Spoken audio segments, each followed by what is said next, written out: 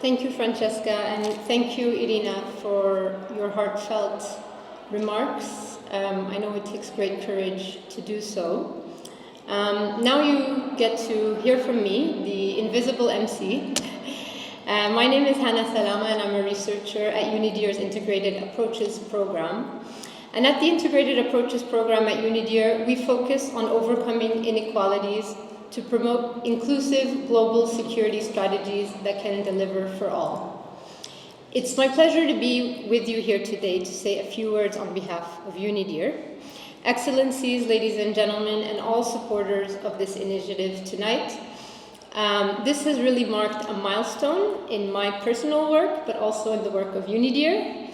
The idea of organizing an art installation around the gendered impacts of weapons, an important theme in UNIDIR's work, was new and it was ambitious, an undertaking for all of us. As a research institute, we've never embarked on an artistic endeavor of this scale.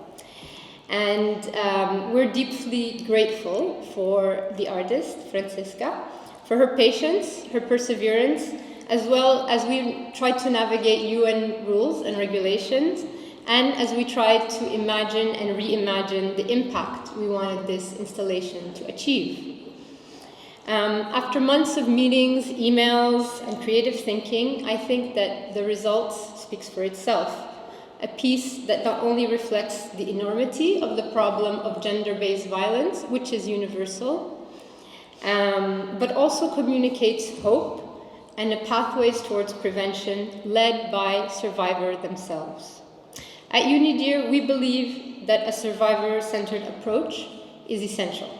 Survivors must not only be heard, but they must play a key role in prevention. This includes decision-making around arms control and disarmament, an important yet overlooked pathway for prevention. Our research at UNIDIR shows that all too often, decisions around weapons, arms control, and disarmament are taken in rooms where power and privilege dominates. They are and the voices of victims of these weapons, survivors, are often missing. So we think that this must change. And tonight reminds us that change is possible. It's possible when we listen to survivors and when we place collaboration at the heart of our work. In this spirit, UNIDIR is proud to have joined the UN Action Against Sexual Violence and Conflict Network, just this year actually.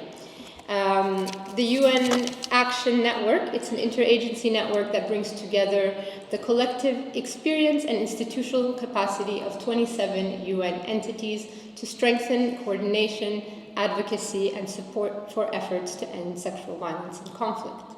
I'd like to thank UN Action as they provided support for this art installation as part of their knowledge-building pillar, focusing on elevating the voices that celebrate strength and resilience of survivors of conflict-related sexual violence. I'd also like to thank UNIDIR's supporters, particularly the donors of the Integrated Approaches Program, Canada, Germany, Ireland, Malta, and Norway, as well as the Netherlands, who provided targeted support for this initiative, alongside Mexico and UN Women.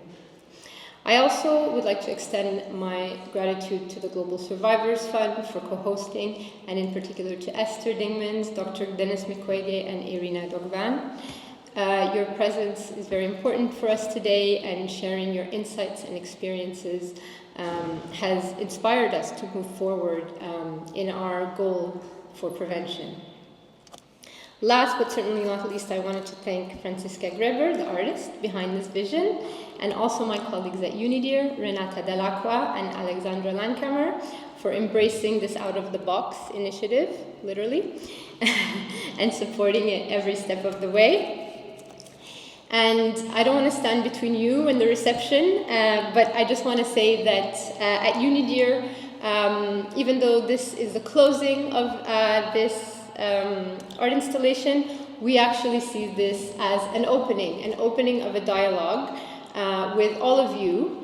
And looking ahead to 2026, we welcome further collaboration on dialogue through art, on the issue of arms control and disarmament and global security, and I'll be available to speak about that, and my colleagues as well from UNIDIR are here.